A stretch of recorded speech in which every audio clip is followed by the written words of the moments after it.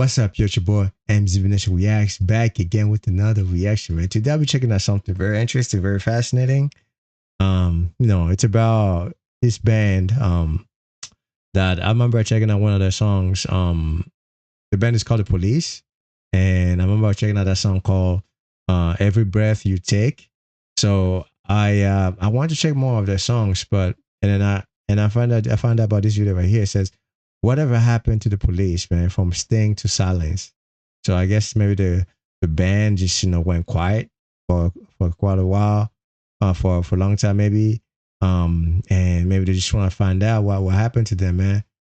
So I wanted you to know about that story, see, what happened to the band, man, and its members, if they're still, performing, if they're still making songs, or what happened. So we're gonna check this out. So yeah, make sure to subscribe, like, comments. Yeah, let me know what you want me to react next in the down below comment section. If there's any suggestion or recommendation, yeah, let me know.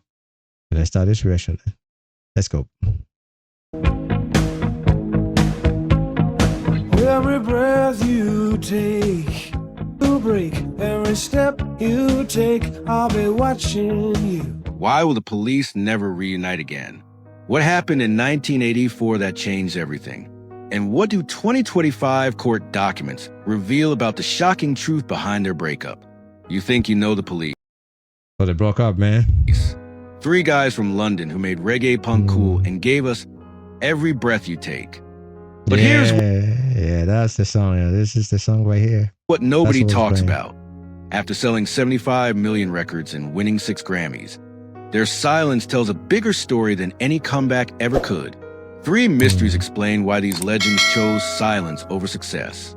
The member replacement that created magic, the recording sessions that turned toxic, and the $2 million secret that's dividing brothers right now in 2025. They're actually brothers? I didn't know they were brothers. Yeah, I mean, I kind of look like brothers. Yeah, okay. End of this video, you'll understand why the biggest rock band in the world chose silence over success. Picture this. It's 1976, and Stuart Copeland is watching a jazz funk gig in Newcastle when he spots this blonde guy playing bass. The guy's stage name? Sting. Copeland convinces him to move to London, and boom, they start jamming in dingy punk clubs. But here's the thing, they weren't a trio yet. Their first guitarist was this guy named Henry Padovani. Nice enough, but something was missing. The magic wasn't there. Then one night at the Marquee Club, Andy Summers shows up. He's already 35, way older than the other two. But when he plugs in his guitar, everything clicks. Padovani's out, Summers is in. And suddenly they're not just another punk band. They're something completely new. Their first real hit? Roxanne. About a prostitute. Radio stations hated it at first, but fans couldn't stop requesting it. Soon they're cramming into a van, touring across America. Roxanne, man. I know a song called Roxanne, but that's not what I'm thinking about, man. Roxanne.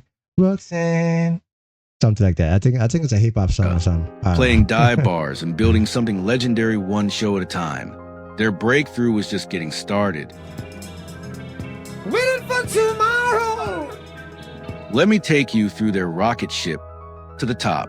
1978. Outlando's D'Amour drops with Roxanne, and suddenly everyone's trying to figure out what reggae punk even means. 1979. Regatta de Blanc wins their first Grammy.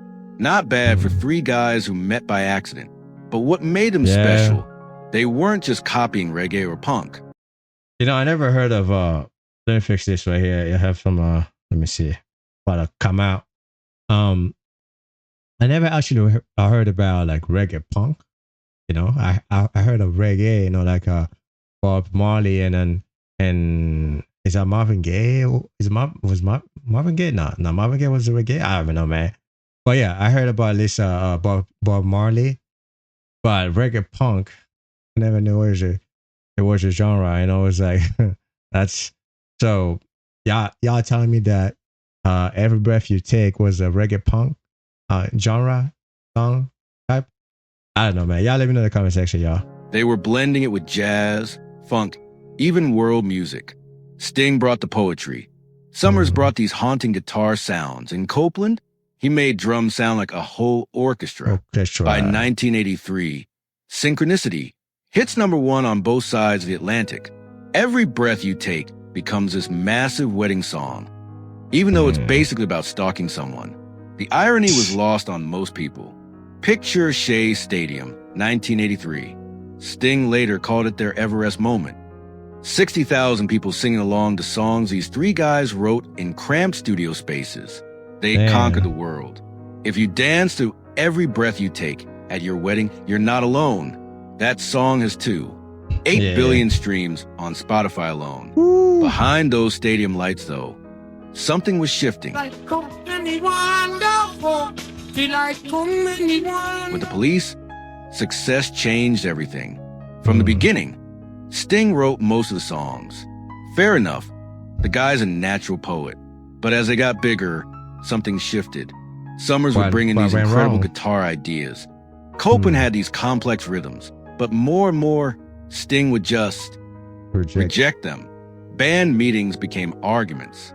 Studio sessions turned into fights. They were creating this situation where two incredibly talented musicians felt like hired help instead of bandmates. Copeland later admitted they started side projects to feel creative again. Basically, they were so frustrated they needed other outlets just to make music they actually enjoyed. While they fought behind the scenes, they recorded albums quickly under pressure.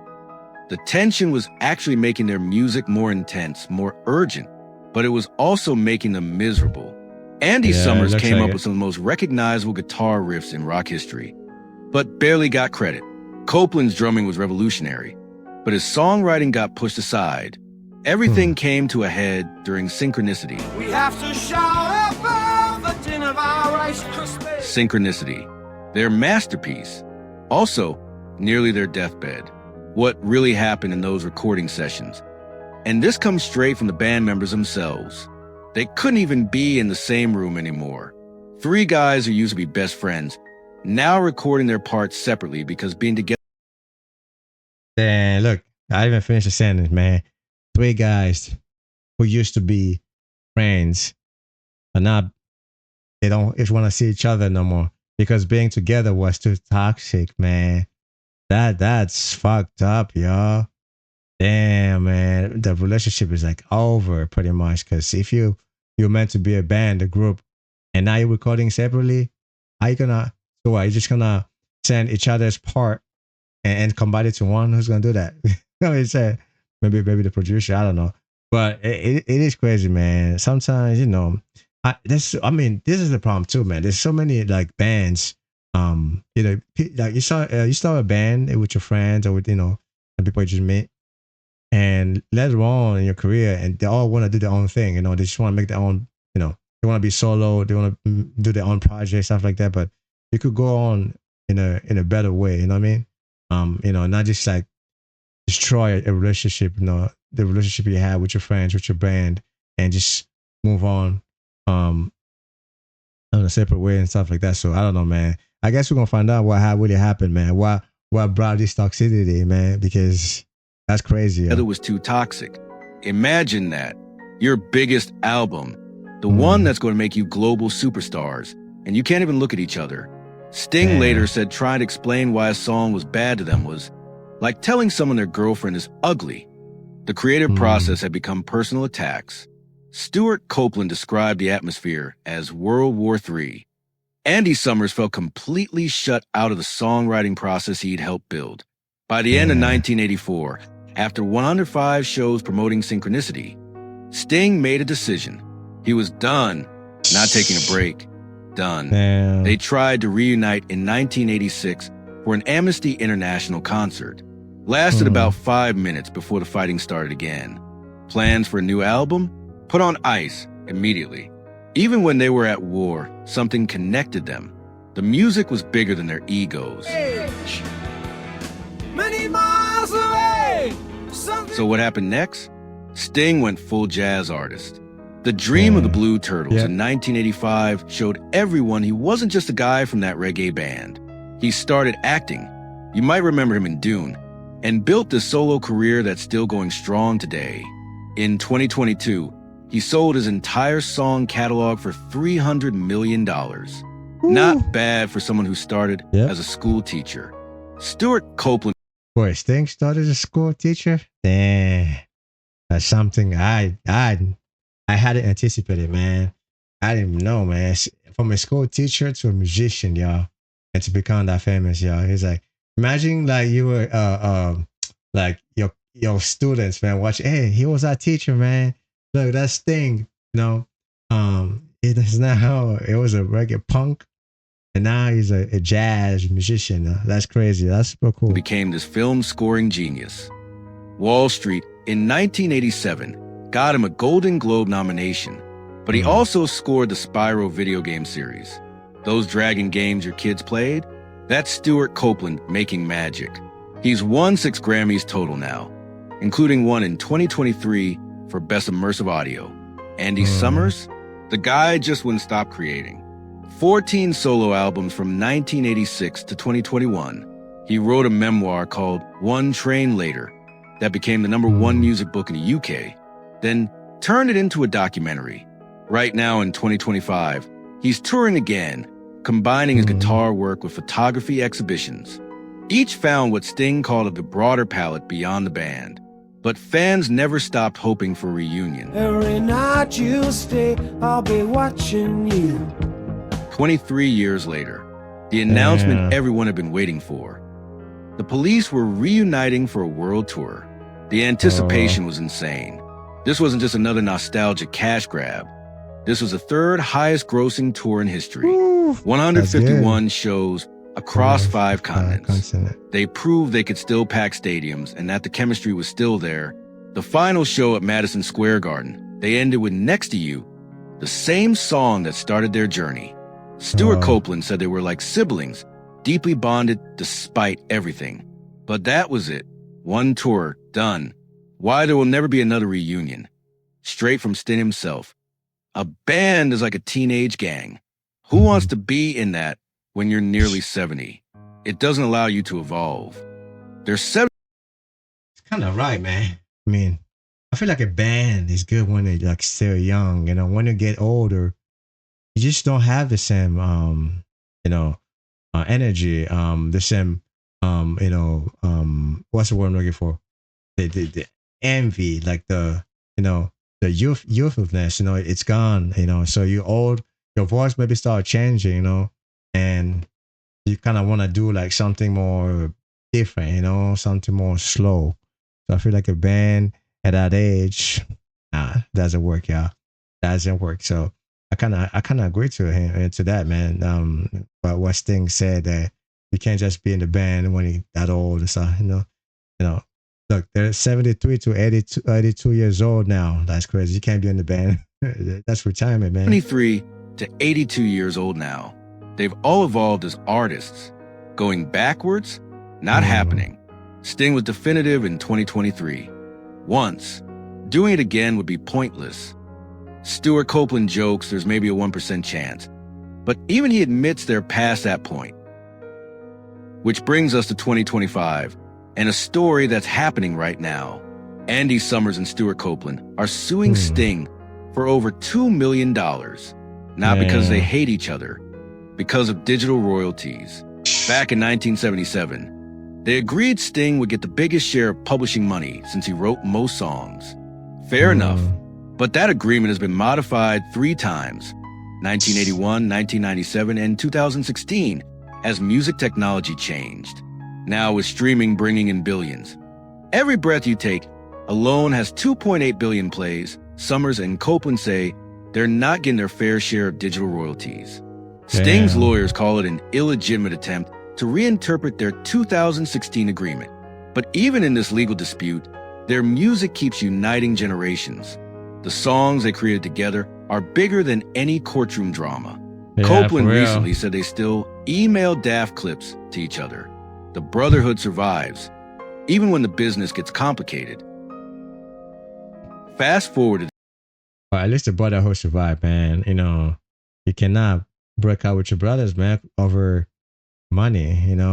If you need to keep that love, between y'all, man. You need to like at least okay.